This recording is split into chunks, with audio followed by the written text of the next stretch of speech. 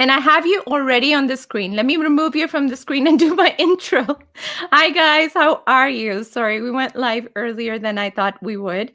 You're watching TCCN, of course, and it is Tuesday. Like we promised, we have Dr. Mandeep Rai with us from US talking to us about COVID vaccination.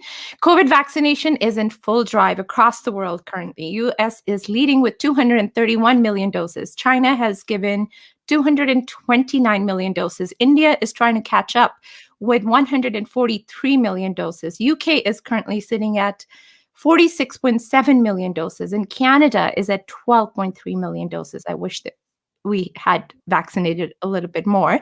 But the most common vaccines being given in North America are Pfizer and Moderna, which are mRNA vaccines, and AstraZeneca, which is not yet approved by CDC in the US, and Johnson & Johnson's, which is approved both in Canada and the US, and is a single-dose vaccine as opposed to the other three, which are two-dose vaccines. Because there are so many vaccines available, so many options out there, there is also confusion about them, which leads to some people shopping for vaccines, which may not be the most appropriate option at this given moment. So to talk about vaccines and the process of vaccination, our guest today is Dr. Mandeep Rai, who is an infectious disease consultant in Phoenix, Arizona. So I'm going to bring her back to the screen now. Ali, do your trick.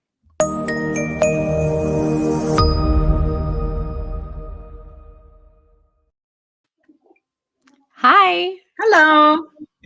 Sorry, I had to kick you out of the screen. Oh, that's normally okay. I start with the introduction and that's when I bring in the guest. But because we were chatting and I accidentally hit live, so you were in the screen before that. That's okay. But thank you so much for making the time today. Really appreciate it. Well, it's my pleasure. We share last names. I am your Pua. A little bit of background. Both of us are feminists, so both of us kept our maiden name. So that's how, even though I am your Pua, we share a last name. I was actually thinking about, I was thinking about asking you, can I say that our last name is the same because we're both feminists? Yes. But you said it anyway. Thank you. Yeah. That's where I get it from, guys. I know a lot of people here in Calgary that tell me, oh, you are, because I am feminist through and through, and so is Pavan. Luckily, I married a guy who is one. So there are occasionally, sometimes I'll get opposition saying, oh, you hate men. And no, it's not that we hate. No. Being a feminist doesn't mean that you hate men. No. We have similar smiles, Pua. Thank you. She has dimples, though. Yeah. Arohi has one dimple, so she's got a little bit, somewhere genetically, somewhere there. All right. So we already have questions coming in, but I'm going to start with herd immunity because we hear a lot about herd immunity, and often we hear that 75% of the adult population has to be fully vaccinated for herd immunity to take effect. What does herd immunity mean, and what does that? Why? What is that number 75% referred to? So the concept of herd immunity comes to kind of explain how much of the population has to be immune to a disease so that the disease does not propagate in the community, right? The herd immunity comes from like way back when people used to look at their herds. I'm sorry to interrupt you. Is there a notification on? Like, okay, there we go. Yeah. Okay, perfect. So it used to come from way back when people used to have herds of cows, and they used to try to guess like what percent of the herd has to be immune to a disease so that the cows don't fall sick. I mean, that's where the word herd comes from. So regarding COVID, we think 60 to 70%, if 60 to 70% of people are immune, that then the virus will not get a foothold into the community, then it won't propagate. It won't live in us, and it won't mutate or spread. So that's where the herd immunity and why that's important. Now, people can achieve herd immunity through vaccination. They can achieve it through natural disease, or they can achieve it through a combination, right? So again, nobody really knows whether it's going to be 60% or whether the magic word is going to be 70%. But we do know that a large percent of the population has to be immune before the disease will stop propagating. So I hope that answers your question, right? Yeah, no, absolutely. And when we say vaccinated, that means 60 to 70% of the population has to have both the doses of the vaccine. Again, we would like them to be having both the doses, but even the first dose does give you some immunity, so and again, you have to realize that we are just 18 months into the epidemic. We don't have all the answers. We don't know how much protection one dose of vaccine is going to give, whether it's okay to space out the two vaccine doses. So we started like AstraZeneca. We started with saying that it should be 4 weeks apart. Then, as UK has shown, because they wanted to vaccinate more people, so they started spreading the second vaccine dose. They started spacing it out. So with what that achieved is that more people got vaccinated, got half the, just one dose. And even that is giving immunity to the population. So, even one dose of vaccine is better than no dose of vaccine, and 2 doses of vaccine are better than 1 dose of the vaccine. Does it answer your question? Okay. So I'm going to jump into, I know what you're dying to ask me. Which is the best vaccine? Right? Yeah, I think that's we'd slowly get to that question as our audience builds up too, because I know I saw a Facebook status today. Someone wrote that the current showing off, or the status that people are showing off, is that, oh, I have a Pfizer vaccine. Which one do you have? Because Pfizer is apparently the best. That's currently what it's seen. And people show that off these days. So that's the new status symbol. But we'll talk about that. But let's talk about what's the difference between this Pfizer and Moderna, which are mRNA vaccines, and then AstraZeneca, which uses a dead virus. What is the difference between them? It's just the way it's manufactured. The Pfizer and Moderna use a technology called the mRNA technology that's been there for a while, but this is the first vaccine that has used it in a widespread manner. Whereas the AstraZeneca and the other one, Johnson Johnson, they use a dead virus as a vector, like the adenovirus or the cold virus, which is dead and inactivated, that has the proteins, that has the COVID proteins on it, so that's then causes the immunity in a person. Whereas, both these vaccines are highly safe, they're highly effective, they are really, they will control the epidemic once we get the herd immunity, and these are excellent vaccines. When you look at AstraZeneca and we say that it is 70 to 75% effective, that is remarkable for any vaccine at all. So it really is. And they say, and even the folks who are vaccinated, who get the disease, they get an attenuated form of the disease. They don't fall that sick.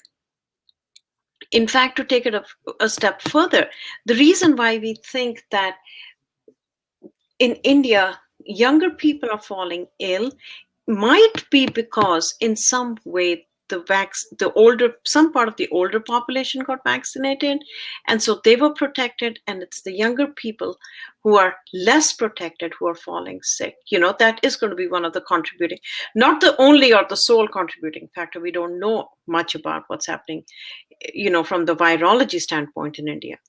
But these are excellent virus vaccines, all of them. So when you say that, so when you say that vaccine is 75% effective, what does that mean? That means you have a 75% chance of not contracting the virus? That even if you contract the virus, you're going to get a very mild form.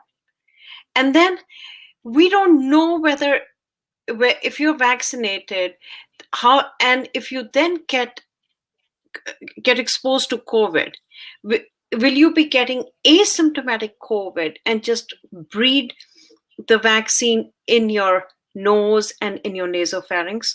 versus whether you're not going to get it. Our thought is that when you're vaccinated, then you get the disease, you're going to get a very mild form, if at all any symptoms. And we think that you are not going to build enough levels of the virus in your nose, in your pharynx, nasopharynx, to transmit it. Now, you will notice nobody is coming out and saying, can you still transmit the virus if you're vaccinated? Right? It's because we don't have evidence to say it one way or the other. Even though intuitively, all of us feel that you will not be transmitting the virus because you're not going to get that much of a viral load, right? Nobody wants to come out and say it. Nobody's going to say it till there's a definitive paper out there. But generally, the feeling is you're not going to transmit it. All right. Does it make So sense? yeah, no, absolutely. But my question still stands. So Pfizer is 95% effective, Right. and AstraZeneca is 60 to 70% effective. What does that mean? It means 60 to 75% effective in preventing severe symptomatic disease. Okay. Okay. And I would take that chances in a vaccine any day. Remember, when the vaccine trials were initiated, the vaccine makers only had to prove 50% efficacy. They never had to, okay, I'm trying to center myself. Yeah, you always get out of this. Okay, there. Is your laptop moving? Is your chair moving? Or are you really No, I'm doing both. enthusiastic? I'm trying to recenter myself because you told me to. So remember, when the vaccine were first authorized, they only had to prove 50%. So these vaccines are wildly, wildly effective, right? Then the other thing is how these vaccine trials were done. Pfizer and Moderna vaccine trials were done under different conditions, different countries with different prevalence of the disease as compared to the AstraZeneca. So they managed to show a different efficacy because of the prevalence of the disease that was circulating in the population at that time as compared to AstraZeneca. So, I mean, it's like when you look at the efficacy, what's going to happen like 5 years down the road, you're going to see maybe Pfizer's fall down a little, AstraZeneca's come up a little. I'm not going to say I'm not going to say that they're going to equate, but there'll be some readjustment of numbers. But at this point, all I want everybody to remember is these are really effective vaccines. Go get the vaccine, regardless of which vaccine you get. It's going to prevent you from getting symptomatic disease. It's going to prevent you from getting hospitalized. And why is AstraZeneca not approved in the US right now? Well, a couple of things. Historically, Moderna and Pfizer were available earlier than the AstraZeneca. And we had enough of Moderna and Pfizer that they didn't need to approve AstraZeneca, so that they kept it on the back burner. And then at the same time, the blood clotting issue came up. And so they really did not need to approve it because they had two very, very effective vaccines that were already out there. But the US is thinking of sending AstraZeneca to India. In good faith, if they thought that the vaccine was not a good vaccine, they cannot send it to another country. Yeah, right. Well, Canada got AstraZeneca too. Right. So I mean, these are just politics of CDC, politics of FDA. It's not really. Sometimes it doesn't translate down to the science and what's happening in real life. It depends upon demand and supply. It depends upon how much vaccine there is, how much demand there is for the vaccine and stuff like that. Now, when you look at it, AstraZeneca needs less of a cold chain than Pfizer and Moderna. So AstraZeneca is an excellent vaccine. Johnson & Johnson, the one that got approved in the US, it was a one-shot vaccine, which also, there was some reports about clotting and stuff. So the three vaccines. So when they are trying to approve the vaccines, they're trying to approve vaccines with different side effect profile, different cold chain requirements, different transport requirements, different number of shot requirements. So after the two shot requirement, they went to the one shot requirement. Doesn't, you know. Yeah. So what is it? Before I go to the questions, there are a few people who've asked questions. I need you to recenter yourself again. I'm okay. Okay. Let's. You know what? Next time we do it better. Okay. I'm not going to move now. Is it your laptop that's moving, or are you moving? You know, I'm really I was trying curious. to set myself because I thought my face was in shadows. And then as I move, Oh, this is great. This is great. Okay. Stay right I'm there. not gonna Don't move. So what is the difference between the 2-dose vaccines and the 1-dose vaccine? Of course, different vaccines cause different amounts of immunogenicity. It depends upon how the studies and the trials were done, whether they wanted 1 dose or 2 dose and stuff like that. So I would not get hung up on, that a 2 dose is going to be better than a 1 dose. Again, you have to see 5 million people who got vaccinated who needed the second dose didn't come and get it because they kind of because of transport issues or because of whatever, right? So ideally it should be a 1 dose vaccine and you're done. And of course, because when I got my Pfizer vaccine, here I am showing off. I got Pfizer. No, I'm not really. I'm not really showing off, guys. Please don't go get your AstraZeneca, whatever vaccine is available. Please go get it if you're eligible. But when I got my first vaccine, I had fever for one night and I was knocked out. So of course there will be that hesitance to do it next time too. The second time, do I really need to go put myself through that again? So yes. So there's multiple factors that, of course, like the first time you go because you have to go and get it done. And the second time you're like, oh, no, maybe I can get away with it. You need the second dose. And what might happen is that in the fall, there might be a third dose, which would be a booster against the variants. And again, that was for that. My next question. How long does immunity last? And we have one question from Mansa Barwal. Okay. Would there come a time when the virus will mutate so much that existing vaccine won't be effective at all? It is possible that the existing virus might have so many mutations on it that the present vaccine won't be effective. As of now, and I'm talking about my experience in the US, I have not seen vaccine failures.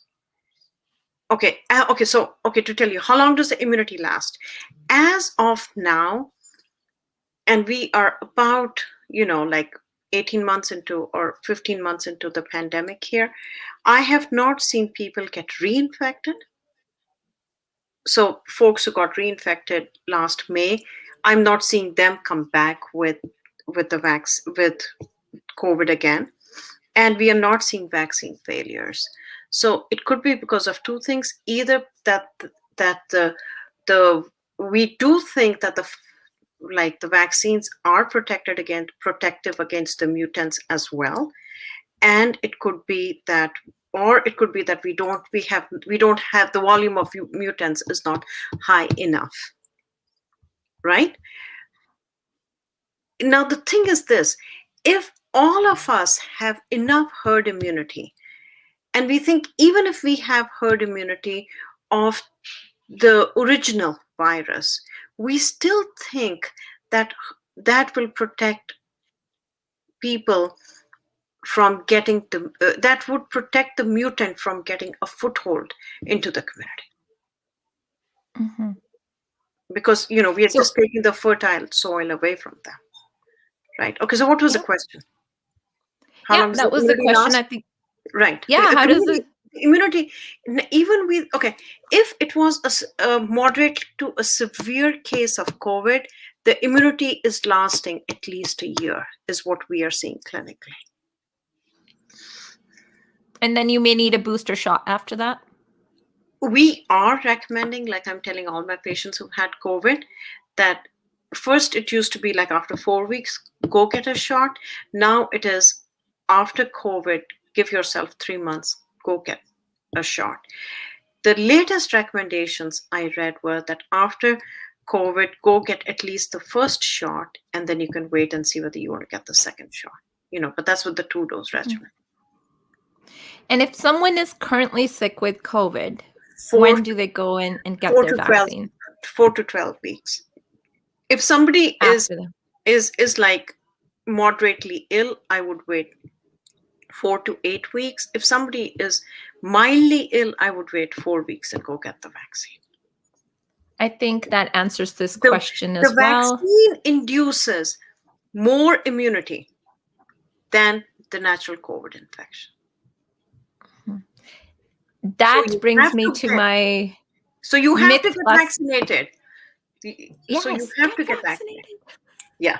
Okay. That brings me to my next myth-busting question, because I hear this quite often from a few people. I've heard it. The WhatsApp University has made this very popular, that people who are getting vaccinated are the ones who are spreading the disease more.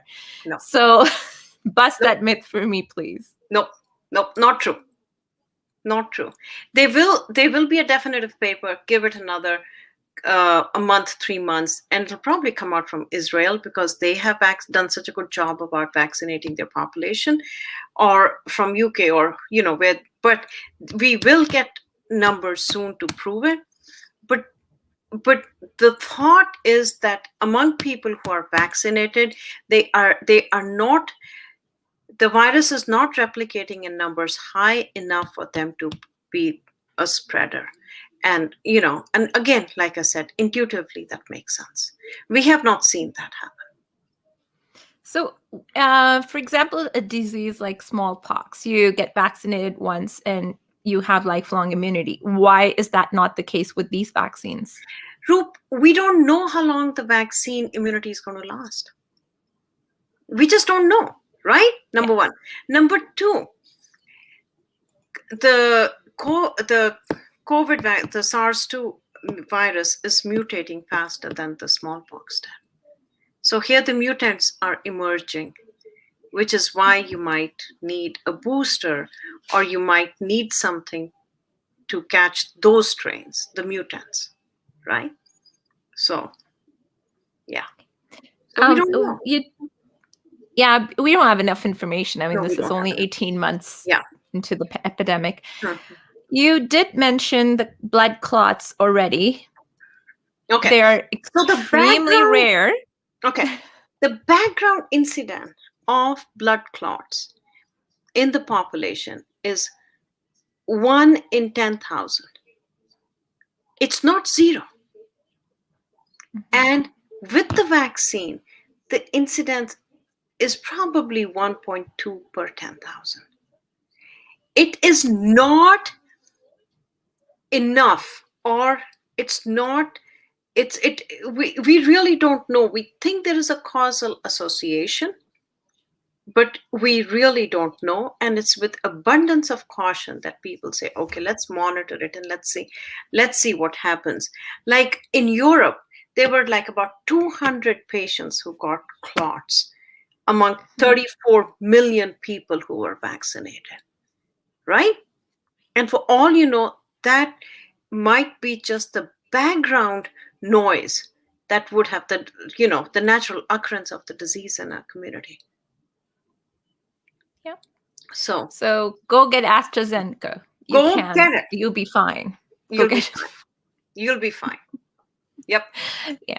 Herd immunity, building the herd immunity is more important than anything right now. So you want it. I mean, you guys have such a lovely summer. You want to be vaccinated. You want to come out. You want to, get out.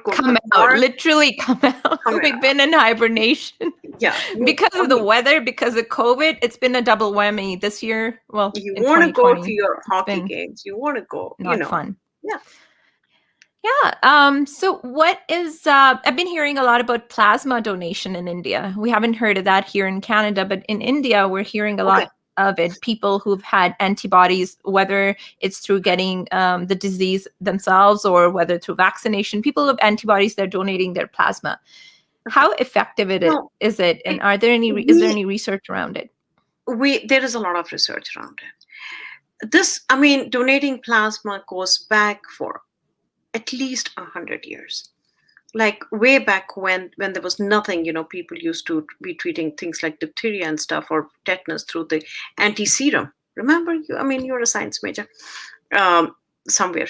Uh, so, it goes back a long ways. The first thing, before there were any antivirals or anything, people were using serum. They used serum for Ebola as well, right? So then here in the US, we have some very effective monoclonal antibodies that have been manufactured.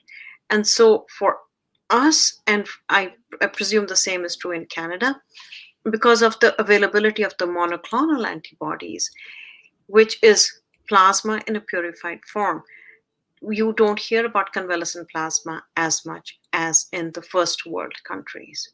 But in places like India, where they don't have the monoclonal antibodies, so there's still the plasma donation. Now, the thing is, the plasma donation, it's a hit and miss. You don't know whether you're going to get like a spent bullet or not. We really don't have good ways to really quantify how much the antibody is in the plasma that somebody is getting transfused. There's lots of ifs and there's a lot of variables there. Lots of papers have been written about plasma, but the reason why none of those papers really make sense is because in all those convalescent plasma used, they did not quantify the amount of antibodies that were being transfused because we didn't have the technology yet. That might change. Yeah.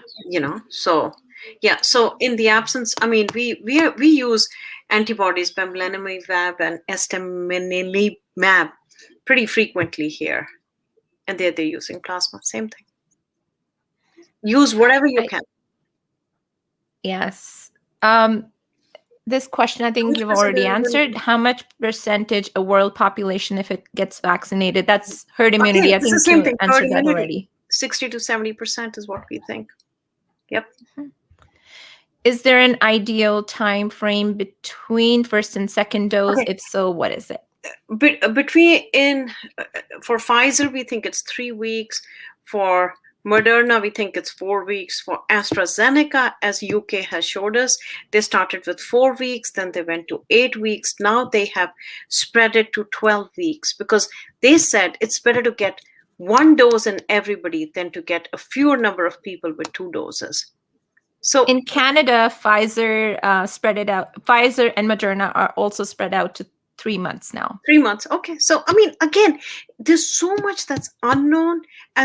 So the take-home message is that even 1 dose of these vaccinations is immunoprotective. It might not be as immunoprotective as 2 doses.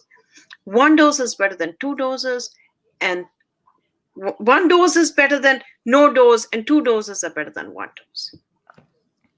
Right? What I'm actually finding very amusing is when I first started doing this show on TCCN, I used to bang my table quite a bit.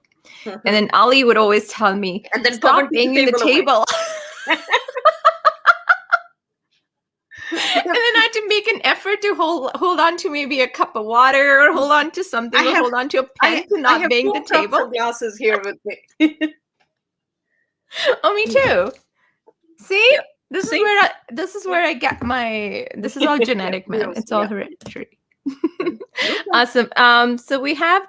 I think we've answered all the questions here that people are asking. What about immunocompromised people? I think I sent you that question. Okay. Immunocompromised. Immunocompromised people should get the vaccine. This is not a live vaccine. It is not going to cause you to have the disease. Experience with patients with rheumatoid arthritis shows that or patients with transplant show that the immunity might not be as much as in patients or folks with normal immune systems, but it is better than 0.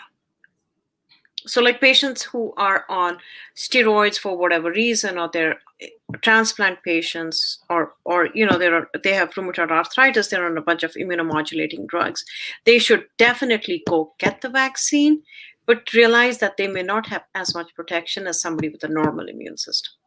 They will not get the disease from the vaccine. It is not a live vaccine.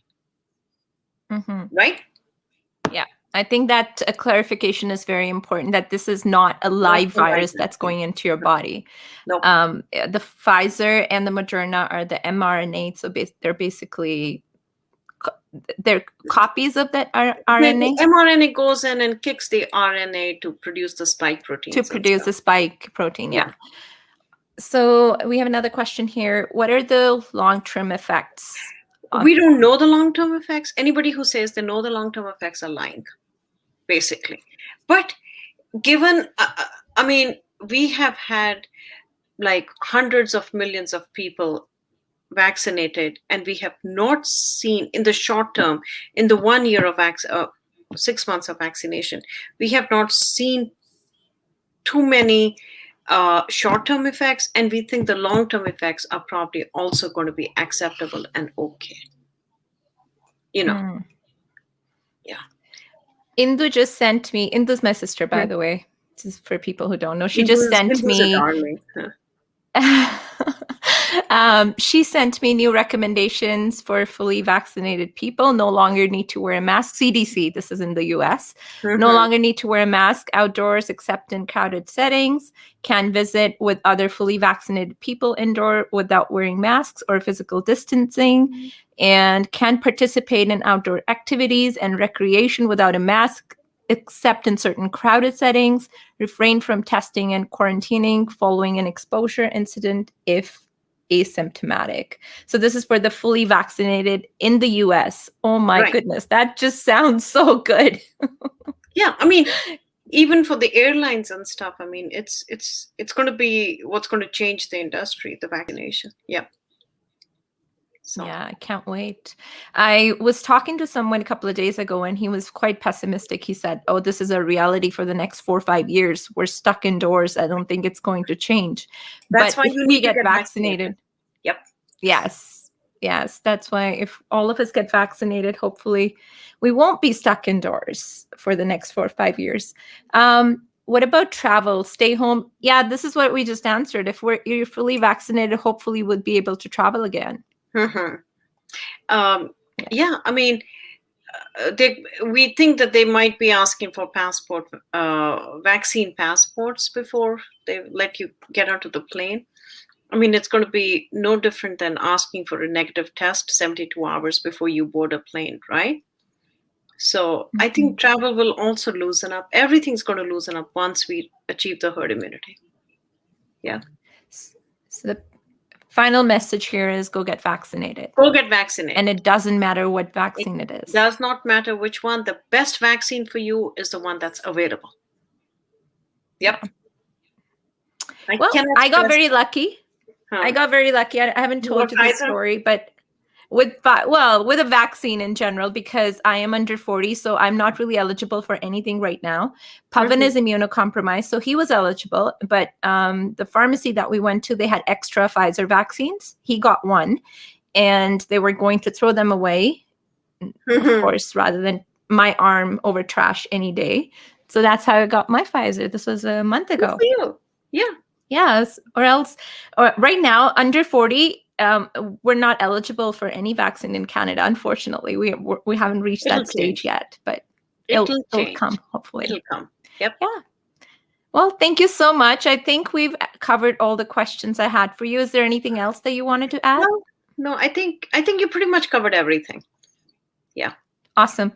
So the parting message is just go get vaccinated. If it's AstraZeneca or it is, well, I don't think we have Johnson & Johnson's here yet. BC is starting it. Whatever vaccine is available, please go get vaccinated so all of us can get out and enjoy the outdoors without masks and meet our family as well. Get vaccinated, everyone. Yeah. Start with the Thank you so much. senior citizens. Oh, sorry. Bye-bye. Yeah.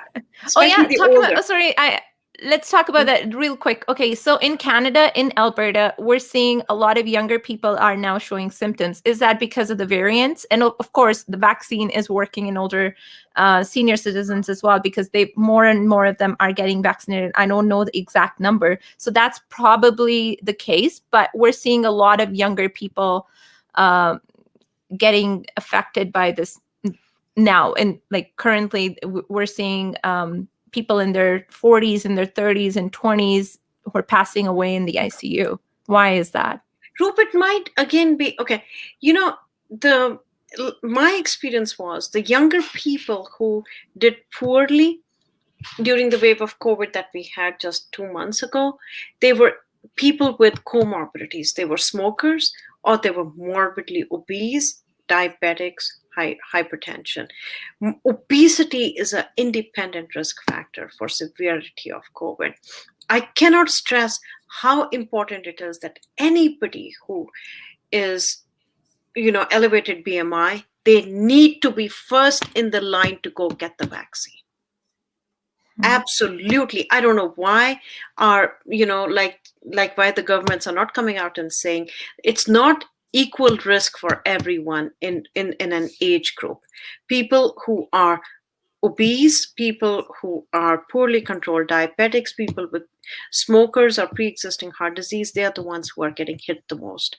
So if you go and look at the hospitalized patients in your town, you're going to see that it's going to be people with comorbidities, and it's going to be people with comorbidities who are not vaccinated, whereas the older people in both Canada and US, there is good amount of vaccination among those people.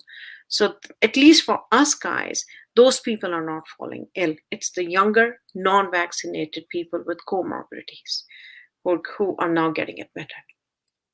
And that also actually makes this false confidence in younger people who don't have any comorbidities, that they should not people with go. comorbidities get vaccinated. It's so dumb when I hear somebody who's young but is smoking or is obese. It's like, no, folks, get vaccinated. It's false confidence that you won't or that you won't get deadly sick with COVID. Mm-hmm. Yeah. All right. We have a few comments for you. Thanks, doctor. Thank you, Dr. Rai. Can't wait to be free. Thanks, doctor. So That's nice. We're all ready to be free. I'm so jealous of US right now. I never thought I'd ever say that, but I am so jealous of US right now. I'm so jealous of you. I think jealous that's of one India. thing I'm the so US jealous has of done everyone there. correctly, and that's the vaccine rollout. Yeah. No, we'll be good. Awesome. Well, thank you so much again. Perfect. Really appreciate it. Take care. And I'm sure I will contact you again in a few weeks, maybe. If Anytime. something else comes up. Anytime, beta. Take care. Bye-bye. Bye.